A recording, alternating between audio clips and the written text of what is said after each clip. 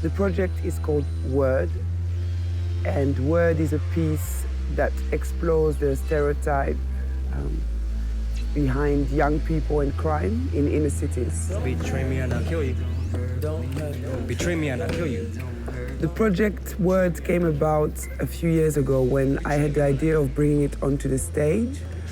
It was a successful pilot, but I felt that the community and audience who I was addressing in the piece were not the one who were coming to the theater.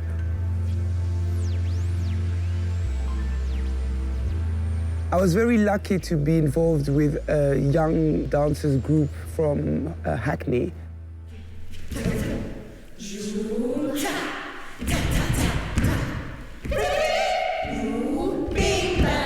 Most of them have experienced living in an estate, so it was easier for them to relate to the theme and concept of the work. It's to show people not everyone that is wearing a hood is bad.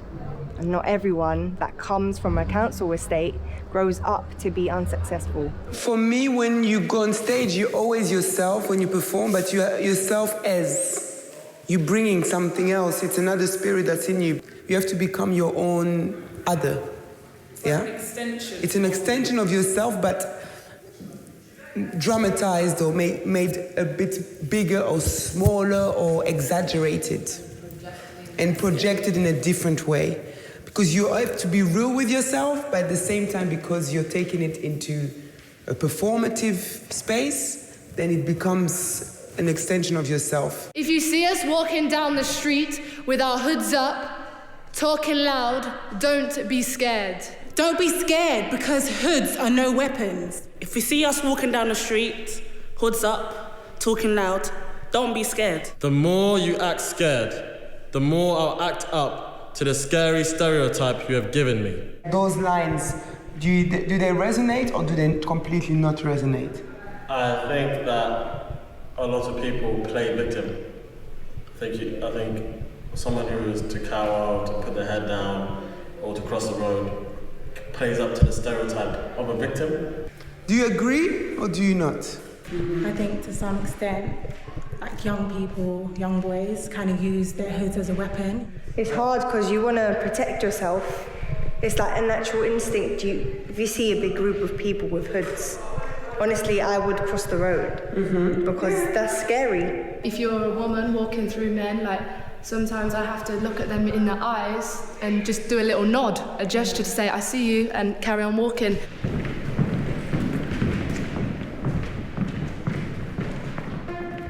The main story in Word was inspired by the stabbing of a young man in Enfield.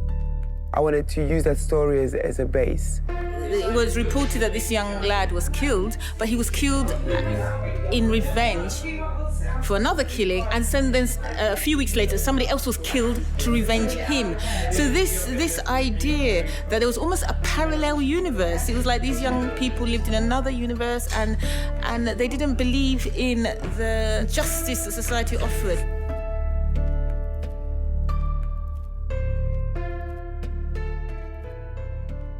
Some young kids were just getting stabbed because they came from one estate to the wrong estate. That's all. And a lot of the guys were saying, well, we joined the gang because, family has broken down, daddy's not there, mummy's working 3 jobs, we don't see her, we need a family, so we hang out with the gang. And they were telling the police the reasons why they were in the gang. And one guy says, I got into a fight, someone stabbed me, I survived, I went to hospital, and in the week I was in hospital, so many people turned up, gave me presents and gave me cards and loved me. I thought, wow, this is great, that I don't mind getting stabbed if people are gonna give me this kind of attention, yeah. Just do it, yo, revenge him. Do what you need to do, just do it. Yeah. Rah. Don't kill him, just punch him. The performers have been able to bring their own stories on the table when it came to making the text and developing the stories. I've developed a character called Shawnee, who is has just turned 13, so he's the youngest member of the group. but he really, really is in need of family, and he's really found that in this group of guys. He has this turmoil of wanting to be like the other boys, but be like the big boys, should I say, but he's still very young. Shawnee has a particular kind of personality.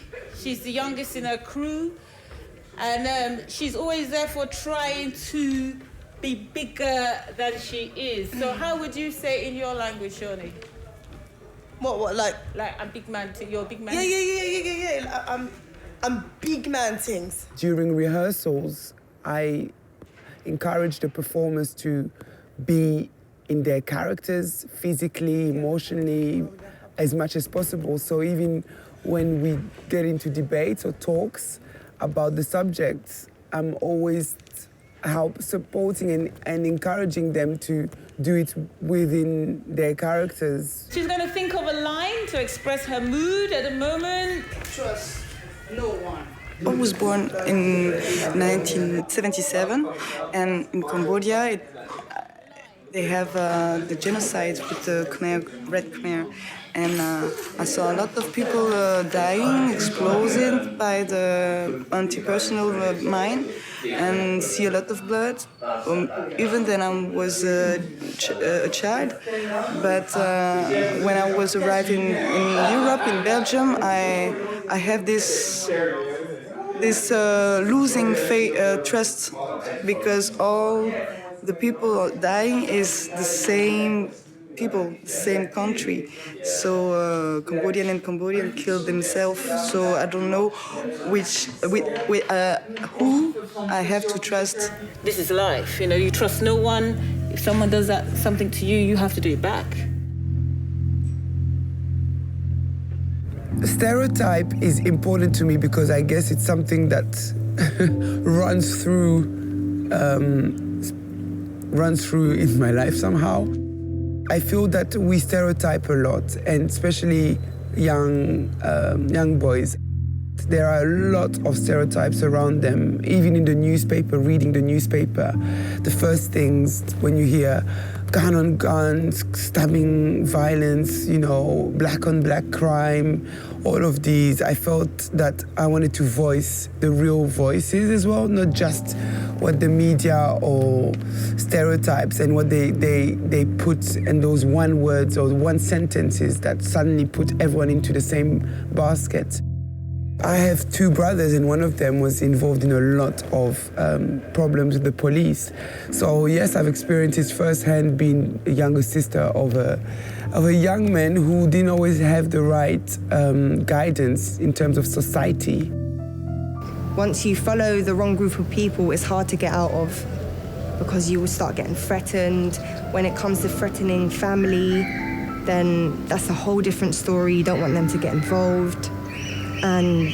But I do think, I would say poverty is one of the worst things, because people, it's crazy what they do to get money, because the world isn't easy. Welcome to my manor, where the culture makes a stop. The lyrics are polyglot. Thanks for coming to listen to my memories, walking in my footsteps of yesterday. I grew up in a neighborhood with kind of a bad reputation, and also with some like choices. I could have been a drug dealer too, you know, standing on the corner and selling like brown or white. That's why we say it. Brown is like heroin, white is cocaine. To sell that on the corner, because it was easy to do. What am I rushing back for? There's nothing at home. There's nothing there, you know? My mum's working 3 jobs. Dad's 25, claiming to be responsible. Yo, it's irresponsible if you ask me. As a young'un growing up in Huddersfield, there were our boards, so I was just finding things to stimulate myself, and 9 times out of 10 it was either stealing a car or going for a joyride or something like that. It's dangerous, because I kind of feel like if you're introduced to something as like gang culture and stuff like that from the early age, you think that that's it everywhere. You think that's the norm, so it's hard. So then that's dangerous for kind of a youth, I think. If you've got a group of people And one of them's got this thing like, yo, what I'm doing here is negative. Yo, I shouldn't be doing this, man. I could kill somebody. I could end someone's life. But it's not going to say anything to the other 3 people because it might look weak. The ghetto is in your head, actually. And if you can free your mind, then you're able to do everything you want. In Africa, we say that it's not only the parents that raise the children, but it's also the community who raise your children somehow. So that was my stimulus also for making the work. The performers that I have selected are incredible movers, powerhouses with a lot of charisma, but what they also have is the ability to speak, to use their voice and to express text and speak openly to the audience. We have to talk about this. There must be another way. It's important for the audience to be part of the environment, to smell, to see, to feel the environment. It gives you an extra edge. Life can only be understood backwards, but must be lived forward.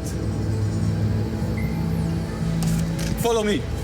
So as you walk along the estate and the architecture and environment of the estate, you are also witnessing different moments and pop-up stories within the story of the narrator. No, I'm not saying we have to go there and kill him. I not wanted, but I want to continue to challenge those stereotypes and to show to people and adults especially that young people are actually the future and that they are the ones who may make those things change, but we need to believe in them, we need to support them to do better. I want you as an audience to to watch the piece and to question yourself as to whether you can help or is there something you can do for young people who live around you. Truly, I am proof that there is a chance for a kid like me that has also grown up in what is called a bad neighborhood, still can do really positive things. And exactly just with the history that I have, that I can use them as tools to brighten somebody else's life. We're hoping that people will actually get a real sense of the situation that some young people are in, rather than just reading it and being able to put the newspaper down, that they can actually feel something. I was put every day through it. You just need to go out there and just share that. Share those stories, think about those stories, think about friends, cousins, brothers, yourself, the situation, how you want it to be seen, and how you would want to be seen within this environment. So you just go out there and do your thing.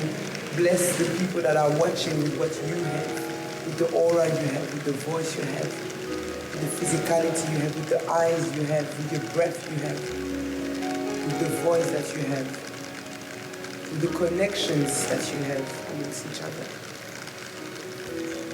with the heartbeats that you have, with the pulses of blood flowing through you that you have inside of you. Connect with all of them. If you know your story, if you know your journey, you'll be fine. Put your arms up. Yes, yes. We want to inspire them, that's how I see it, and I want the older generation to see that the younger generation are bright and passionate with many goals and many future plans. I just see it in that way.